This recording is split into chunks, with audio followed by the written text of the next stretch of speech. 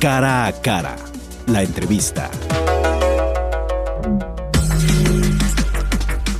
Bueno, ya está en la línea Mónica Magaña, candidata a diputada local por el Distrito 10 local de Movimiento Ciudadano, y le agradezco mucho que nos acompañe en Cara a Cara. Buenos días, Mónica. Hola, buenos días, Jonathan. Muchas gracias por la invitación. Qué gusto estar aquí. Bueno, Mónica, oye, a ver, creo que quiero empezar con una pregunta. ¿Quién es Mónica Magaña y qué edad tiene? Entiendo que eres la candidata más joven de Movimiento Ciudadano o entre los candidatos en general en Jalisco.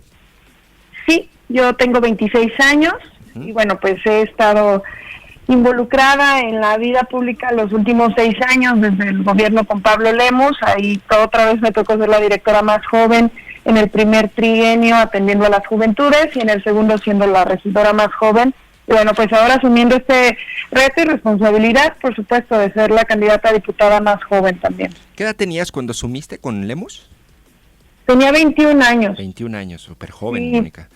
Sí, fíjate que yo empecé hace 10 años a trabajar proyectos comunitarios, bueno, en Tonalá en aquel entonces, y la realidad es que siempre me caractericé por andar desde muy chiquita involucrada o queriendo realizar cosas, ¿no? Y de ahí que empezara tan joven la carrera. Claro. Oye, Mónica, bueno, si bien resulta pues interesante que seas una candidata tan joven, que seas mujer, me parece que también, no sé si, bueno, te voy a hacer una pregunta. ¿Tú sabes de la clase política quiénes son los más desprestigiados según las encuestas del INEGI? ¿Quiénes? Bueno, pues los diputados locales.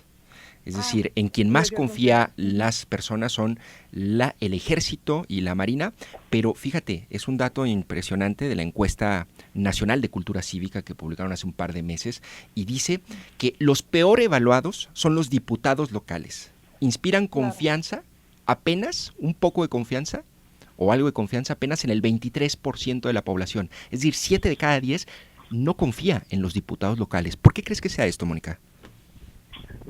Pienso que definitivamente por la cercanía. O sea, al final siempre me preguntan, ¿no? Ayer estaba en una entrevista en la noche, oye, ¿cuál es el reto de siendo joven, estar como mujer también involucrada en esto?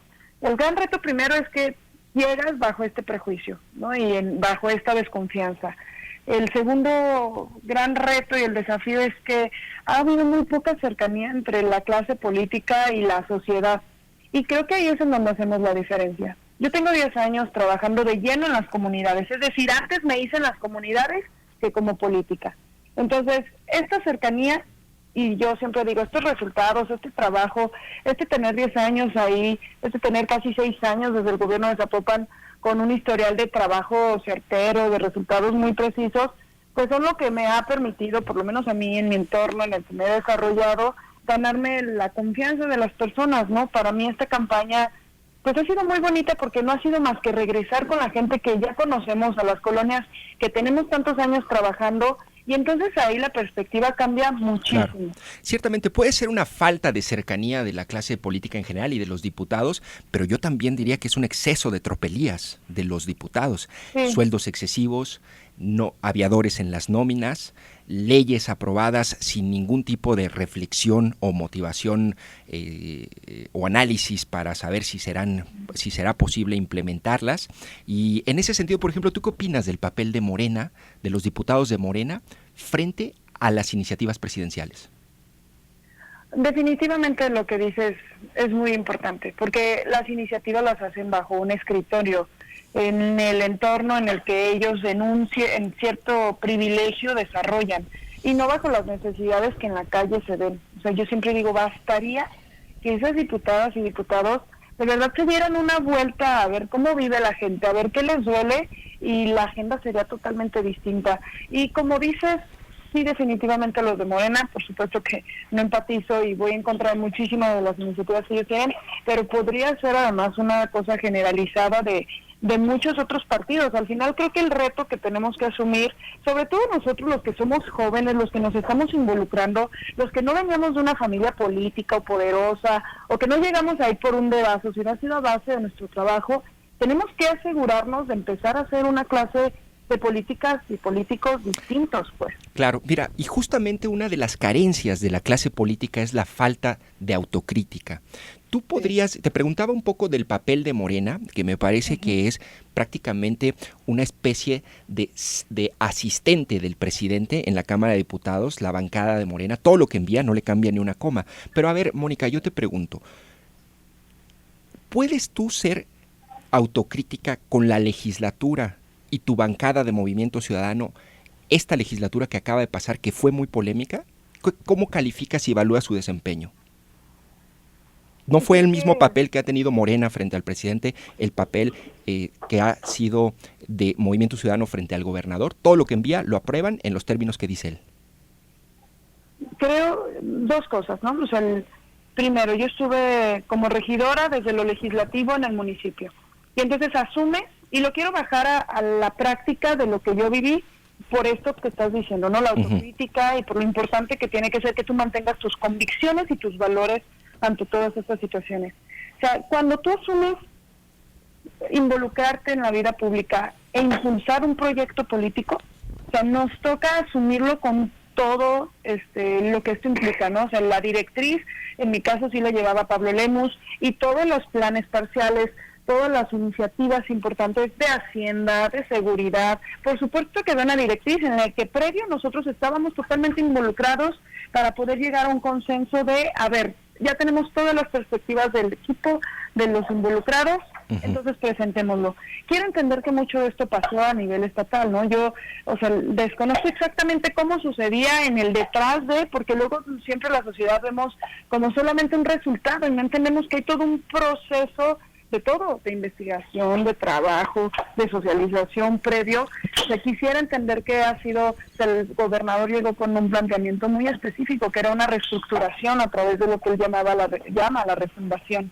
Entonces, quiero entender que él, y los diputados asumieron, ¿no? Como a ver, nos vamos a subir a esto, y en esto son negociaciones. Creo que se cometieron a lo mejor varias faltas de precisiones en algunos temas, y parte de eso vamos a ir a empujar nosotros también. Bueno, traduzco que entonces justificas el papel de la legislatura actual, particularmente tu bancada, porque no sabemos en realidad qué es lo que se está decidiendo o moviendo al interior. ¿Es eso, así lo traduzco, Mónica? Yo creo que sí, o sea, de verdad creo que el trabajo de los legisladores debió de ser un poco más crítico, pero no me sentiría en el papel de decir ellos están haciéndolo como Morena, porque creo que hay una gran diferencia entre el trabajo que hemos hecho en Jalisco y el trabajo que se hace a nivel nacional. Bien, Mónica. Oye, sobre tus propuestas puntuales, no tenemos mucho tiempo, pero ¿me podrías decir tu propuesta central o la que más destacas de tu plataforma como legisladora? Por supuesto. Estos últimos 10 años, todo mi trabajo ha ido involucrado a acercar oportunidades a las personas que tienen una situación menos favorable, ¿no? En todo tipo. Entonces, dividimos la agenda, sobre todo para juventudes, por supuesto, por ser la representante directa de este sector, para mujeres y para específicamente adultos mayores. Y por supuesto para el entorno, en este sentido del medio ambiente y de todo ese tema de los animales que hay en nuestra ciudad, en nuestro estado. Yo creo que uno de los ejes centrales es desde luego la iniciativa que tenemos para el empoderamiento económico de las mujeres. Yo soy una fiel creyente de que aquí está toda la diferencia para resolver muchos de los problemas que las mujeres hoy padecen, ¿no? O sea, háblese de violencia, háblese de desigualdades, háblese de lo que sea. Dime, perdón que te interrumpa, pero ¿cómo en qué sentido? O sea, ¿qué iniciativa o cómo podrías lograr eso desde el legislativo?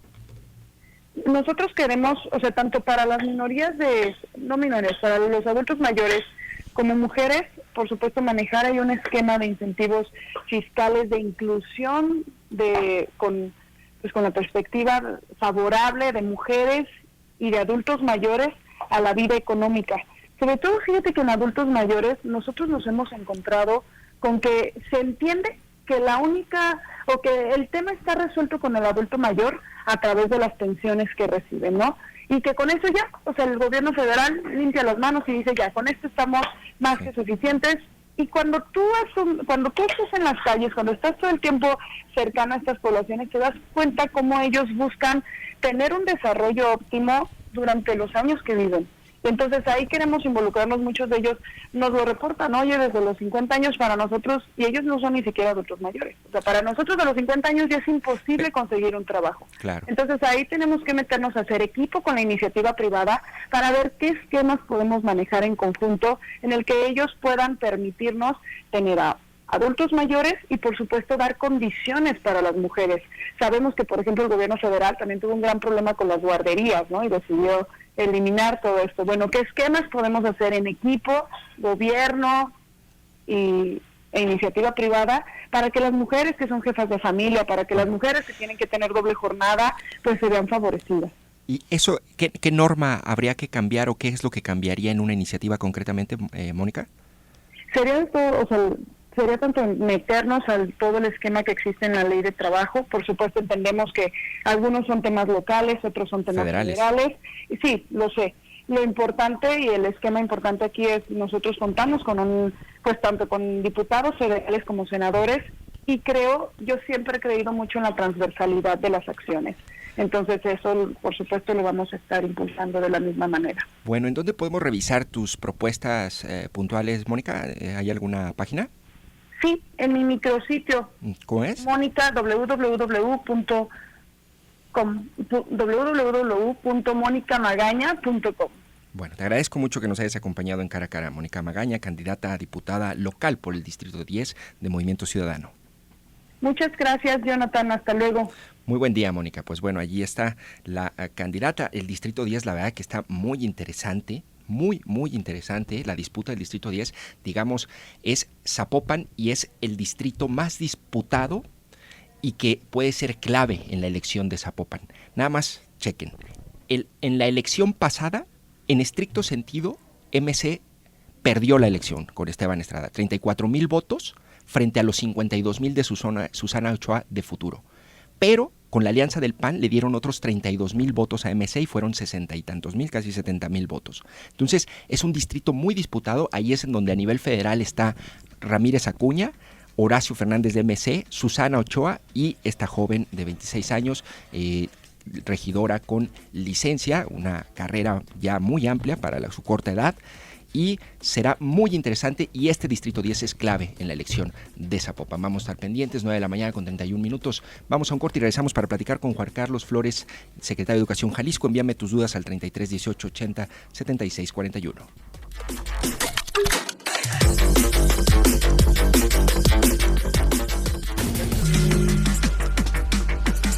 9 de la mañana con 45 minutos y ya está en la línea Juan Carlos Flores, secretario de Educación Jalisco, a quien le agradezco que nos acompañe en Cara a Cara. Buenos días, secretario. Muy buenos días, Jonathan. Un gusto saludarte a ti y a tu auditorio. Pues igual, secretario, y si quiere entramos en materia, le hago algunas preguntas, dudas que han llegado del auditorio. A ver, ¿cuál es el estatus ahorita del avance en los registros y el proceso de vacunación, secretario, para los profesores de Jalisco?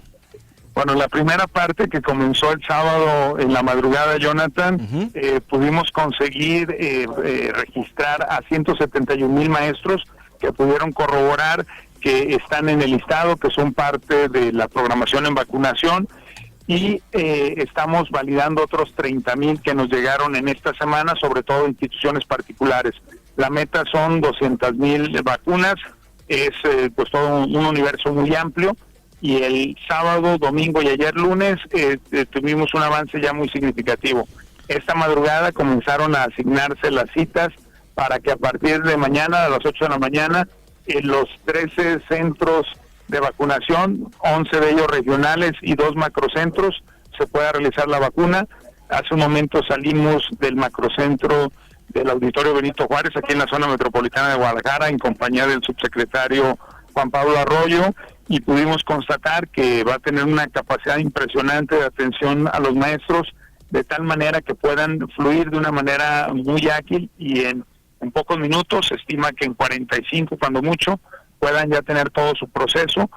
En buena medida, el flujo y la velocidad se deben precisamente a este registro que mencionamos, que les va a permitir a los maestros llegar con un código QR, con el cual, acompañado de su identificación y el registro que pide el gobierno federal, es decir, 3 documentos, van a poder recibir su vacuna. Me da gusto escuchar que está todo preparado y 45 minutos es la meta para que tengan todo el proceso de vacunación. 2 preguntas, secretario. ¿Cuántas vacunas más o menos calculan que van a aplicar en cada uno de los macrocentros por día? Es decir, en el Centro Cultural Universitario y en el Auditorio Benito Juárez. Y si las 200,000 vacunas disponibles alcanzan para todos los profesores, administrativos y personal de intendencia. Sí, la estimación es que esas vacunas son suficientes. Ya las hemos recibido, están no solo en Jalisco, sino que ya se distribuyeron 200,000 vacunas, para ser precisos 202,000 vacunas, y se han mandado en función a la proporción de maestros que están en cada una de las regiones. Muy bien. Ya están en cada región sanitaria listos para aplicarse. Se prevé que son suficientes en función a la base de datos que tenemos, deberán de serlo. Sabemos por la experiencia en otros estados que la vacuna por el contenedor, el frasco que las contiene, está diseñado para tener 10 dosis, pero sabemos que el promedio efectivo es de 9. Entonces, eso puede ser que hacia el final haya que hacer un leve ajuste. Estamos en una coordinación constante con la Federación para asegurar que todas las vacunas se den. Y también decir que pues esto es algo permanente. Esta estrategia, no solo el alto volumen se va a aplicar hoy, pero no será raro que ya para el próximo ciclo escolar, cuando se reinicie las clases presenciales, tengamos nuevos profesores que no hayan sido vacunados, y tendremos que programar otra edición seguramente. Muy bien. ¿Y cuántas vacunas se va a aplicar por centro o por macrocentro al día? ¿Sabe más o menos? Sí, hay una capacidad de alrededor de 9,000 vacunas que en promedio, pero evidentemente el macrocentro estará realizando hasta 18,000, 19,000. Tenemos una capacidad de desdoblamiento que podría incluso incrementarla. Como es por cita, lo tenemos calculado. Mañana partimos con 9,000 en ese centro, y gradualmente vamos incrementándolo en función al flujo que tengamos de maestros. ¿El sistema de citas que se genera vía la plataforma lo está dando por apellido o cómo lo está ofreciendo? No, son varias variables. Okay. Tiene mucho que ver incluso el orden en donde se recibió la captura. Para el caso de los maestros de instituciones públicas, pues fue muy sencillo obtener la base de datos, porque está en nuestra nómina, y estos compañeros son los que ya estábamos listos para programar, pero no es exclusivo que solo los maestros de educación pública sean los que se comienza a vacunar. Es una mezcla que atiende los distintos niveles y los distintos sostenimientos. Solo decirle a los maestros que sus instituciones lo registraron apenas esta semana, que demorará un poquito más en que reciban su confirmación de cita, pero quedará todo para este mismo periodo de 7 días de vacunación. Claro. Secretario, a ver, me dice que son 171,000 los registros que ya están allí, que se les puede generar su cita. Hay 30,000 que no han sido registrados y están en proceso de validación. ¿Qué pasa si ahorita yo soy profesor y no aparezco en la plataforma con mi CURP? Lo que le pediríamos a un maestro que esté en esa situación, primero hay que decir que fue un maestro que su institución lo reportó hace menos de una semana, porque esos 71,000 que ya están registrados son los que se recibieron en tiempo y forma. Pero decirle que quede tranquilo, porque sí será vacunado. Simplemente el proceso de validación demora alrededor de 24 horas, y si no se ve ahorita, dentro de 24 horas podría nuevamente ingresar a la plataforma y deberá ya estar listo su registro. Mire, tengo varios casos aquí, le voy a poner 2 ejemplos de profesores que me dicen: me tocó vacunarme el domingo, pero estaré fuera de la ciudad. Y le puedes preguntar qué pasa si no puedo ir ese día. Y está otro caso también de un maestro que también está fuera del estado y le toca y no sabe si generar su cita o no. ¿Qué pasa con esos casos cuando no están los maestros aquí? Importante, Jonathan. Bueno, primero decir que para facilitar que todos los maestros y el personal de apoyo de las escuelas pueda recibir su vacuna, se decidió suspender las actividades educativas. Por lo tanto, si un maestro está en un municipio distinto a donde está su centro de trabajo, tenga oportunidad de trasladarse sin descuidar a sus alumnos. Eso está previsto. También insistir mucho en que respetemos la cita, porque es importantísimo por el alto flujo. Es todo un desafío vacunar a 200,000 maestros en tan solo 7 días. Requerimos la colaboración para adecuarse a la fecha. pero también entendemos que hay situaciones de causa de fuerza mayor que impidan a un maestro vacunarse. Para tales casos tenemos en todos los centros mesas de incidencia. Ahí lo que tendría que hacer ese maestro es acudir a esa mesa del centro de incidencia y reprogramar su vacunación. Si hay espacio en ese mismo momento se le reprograma de inmediato, y si no se le da una cita para que pueda hacerlo con toda fluidez. Bueno, pues esa es la opción para aquellos que no pueden acudir una vez en esta misma semana. Ahora, otra pregunta, secretario. ¿Qué van a informar ahorita a las 10:30 en la rueda de prensa que van a tener? ¿Qué información adicional van a brindar? Hemos tenido muchos cuestionamientos por parte de los profesores, sobre todo en temas que tienen que ver con salud. Entonces vamos a tener la compañía de autoridades de salud, tanto estatales como federales, para poderles precisar preguntas tales como qué pasa con una maestra que está embarazada, que decide no vacunarse, cuál es la respuesta. Este tipo de cuestiones médicas van a ser prioritarias, y por supuesto también vamos a estar informando sobre las medidas extraordinarias, muchas como las que acabas de cuestionar, sí, que pueden presentarse en un universo tan grande de maestros. Otra es que deben llevar el documento de la invitación y el expediente impreso. Si no lo llevan impreso... Eso es importantísimo. Decíamos que máximo van a estar 45 minutos, pero estamos previendo que incluso en 30 puedan estar desocupados. Y en buena medida esto es posible porque llevan 3 documentos que son claves: su identificación oficial, INE, pasaporte, etcétera, la impresión del código QR, que es la confirmación de la cita, que esto va a ser escaneado al ingreso y es lo que les va a permitir no tener que llenar ya nada ahí, y por supuesto el documento federal, es decir, una ficha que nos pide la federación que se tiene que llenar para subirlo al sistema nacional. Es indispensable que lleguen con estos documentos. Si cuando llegue un maestro no los tiene, se le va a pedir que los consiga. No se puede ingresar a los centros de vacunación si no se cuenta con estos 3 documentos.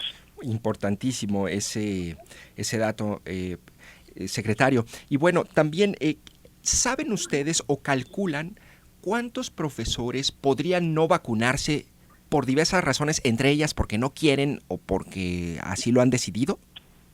Pues mira, Jonathan, tenemos la referencia de 5 estados en la República donde ya se aplicó. Estados como Chiapas, aproximadamente la mitad de los maestros no se vacunó, lo cual nos parece pues muy alto, pero también tenemos estados como Veracruz, que el 90% de la meta se cumplió, o estados como Nayarit, en los que estuvimos precisamente equipos de Jalisco visitando la experiencia y tratando de traer buenas prácticas, y nos dimos cuenta que la clave es la comunicación. La vacuna tiene pues un porcentaje de protección muy significativo, es muy competitiva con el resto de las vacunas existentes. Decir que tiene la gran ventaja que la vacuna que vamos a aplicar es CanSino, es de una única dosis. Una sola dosis. Una sola dosis, y en 14 días se logra el 90% de protección provocada por el biológico, es decir, es altamente recomendable. Hay todo un documento que, por cierto, se puede descargar de la página de la Secretaría de Educación Jalisco, donde explica el detalle con fuentes internacionales la seguridad de la vacuna. Y aún así, pues el acto de una vacuna es un acto de libertad, ¿verdad? Todo maestro o personal de apoyo podría decir no tomársela, pero eso no le impide o no le exenta de que cuando se abran las escuelas se presente. Nosotros ponemos a disposición este recurso como un elemento más de seguridad. No es el único, evidentemente. Es tan efectivo el buen uso del cubreboca, el distanciamiento social, la ventilación. La vacuna lo que viene a hacer es agregar mayor efectividad en la protección, que hay que decirlo, y no hay que confiarnos, no es absoluta. Mientras el virus esté presente en nuestra sociedad hay un riesgo, y en ese sentido animamos a los maestros a que acudan. Pudimos constatar hace un momento que en el caso del auditorio Benito Juárez, y en cada sede será lo mismo, por cada célula de vacunación hay 3 médicos, por si surgiera alguna complicación hay un momento de observación, y hay incluso en el caso del macrocentro, la atención médica extraordinaria que se pudiera suscitar se da en el sitio. Claro. Es decir, a pesar de que hay 3 ambulancias, por si se requiriera, la mayoría de los casos pueden ser atendidos ahí mismo, si es que pasa, que son casos raros, hay que decirlo. Claro, secretario, dice aquí uno radioescucha, Ricardo Lara, buen día, si llevo el código QR en el celular, ¿me lo valen? No, hemos insistido mucho en que tiene que ser impreso por cuestiones también de registro, les vamos a pedir que hagan ese esfuerzo y que todos los documentos sean impresos. Secretario, ¿en qué consistió el simulacro? ¿Para quién fue que se realizó o se va a realizar el día de hoy? Tenemos 600 voluntarios que son los que van a estar apoyando en estos próximos 7 días, y el simulacro fungieron los voluntarios como simulando ser maestros y personal de apoyo. Entonces están viviendo la experiencia desde hacer la fila, ingresar, calculando pues todos los detalles y afinando la estrategia. Pues qué bien, secretario. Bueno, finalmente dice, a ver, aquí tengo alguna otra duda. Bueno, ¿algo más que sea importante que conozca o que sepa el auditorio, secretario? Pues insistir mucho en la importancia de la vacunación. Estamos preparados, estamos entusiasmados, prevemos que esto sea ocasión de no solo de confianza, sino de alegría, porque en la medida que tengamos este recurso nos aproximamos a incrementar la presencialidad en las escuelas, que la meta es que el 17 de mayo pues todas las escuelas estén abiertas, no con clases, pero sí con la disposición de preinscribir alumnos, facilitar los grupos de seguimiento académico, las asesorías personales, entrevistas entre los maestros y los padres de familia, para poder cerrar de mejor manera posible el ciclo escolar, que ya está muy próximo a concluir, y que buscamos, entre otras cosas, que las evaluaciones finales ya puedan ser presenciales, o que los procesos de exposición de proyectos, los actos académicos, cuidando los protocolos, se puedan llevar a cabo. Bueno, y sobre el regreso a clases, bueno, ya habían dicho que era en agosto, en mayo, como dice usted, va a haber algunas asesorías ya presenciales para profesores, inscripciones, pero definitivamente no se puede adelantar el regreso a clases antes de agosto, ¿verdad? ¿O si hay posibilidades? Exacto, el plan sigue como se previó en el Plan Jalisco COVID 2021. Las clases como tal, ya de manera formal, serían hasta la última semana de agosto, que es cuando inicia el siguiente ciclo escolar. Este ciclo escolar se concluye estudiando en casa, pero con las escuelas abiertas para facilitar los procesos a los que me refería hace un momento y cerrar de la mejor manera posible el ciclo escolar. Bueno, secretario, le agradezco mucho. Juan Carlos Flores, secretario de Educación Jalisco, con esta información que nos brinda acerca del proceso de vacunación que comienza mañana. Los profesores ya pueden registrar, ya que estén registrados, ya pueden generar su cita, y espero que todo salga muy bien. Por lo que escucho, están muy bien coordinados. Me alegra, secretario. ¿A qué se debió? Bueno, creo que la clave es que a diferencia de otros grupos que han sido vacunados, nosotros teníamos la base de datos de los maestros y podemos fluir sin necesidad de pedirles que capturen sus datos. Cuando decimos del registro, estamos hablando del registro que hicieron las instituciones educativas, ya sean colegios privados o escuelas públicas. Pues el flujo fue muy bueno, y la verdad que decir que también haber estado en la segunda semana de vacunación nos permitió ver buenas prácticas de otros estados y aplicarlas aquí. Oiga, ya, ahora sí le prometo la última, pero dice aquí una buena pregunta de Eduardo de Radio Escucha. ¿Van a permitir que maestros que no se vacunen den clases? ¿No es irresponsable? No es irresponsable, porque un maestro que no está vacunado no implica que tenga el virus, por eso es que es altamente deseable, pero estrictamente hablando no se puede obligar a una persona a que reciba una vacuna. Dice que el rango podría estar en 10%, digamos, de personas que no, o de maestros que no se vacunen, ¿verdad? En estados como en Veracruz y Nayarit así fue, y yo espero que en Jalisco sea incluso menos, que mucho sea menor. Que lo llevemos a lo mínimo posible. Ojalá que sí, secretario. Le agradezco mucho, que tenga un excelente día, y estaremos atentos ahí a la rueda de prensa de las 10:30 que van a dar para despejar más dudas sobre este tema. Al contrario, muchas gracias, Jonathan. Saludos a todo el auditorio. Saludos ahí, Juan Carlos Flores, secretario de Educación Jalisco. Pues da mucha información. Tienes que imprimir tus documentos, del documento de invitación, el expediente. Debes llevarlo impreso. Hay dos macrocentros de vacunación en la metrópoli, Centro Cultural Universitario y Auditorio Benito Juárez, y otros 11 más en el interior del estado. Te recuerdo, la plataforma para verificar si ya estás registrado y generar tu cita es docentes.sigeva, con G de gato, y v.jalisco.gov.mx. Son las 9 de la mañana con 51 minutos. Vamos a un corte y regresamos para leer algunos comentarios del auditorio sobre los temas que hemos abordado hoy en Cara a Cara.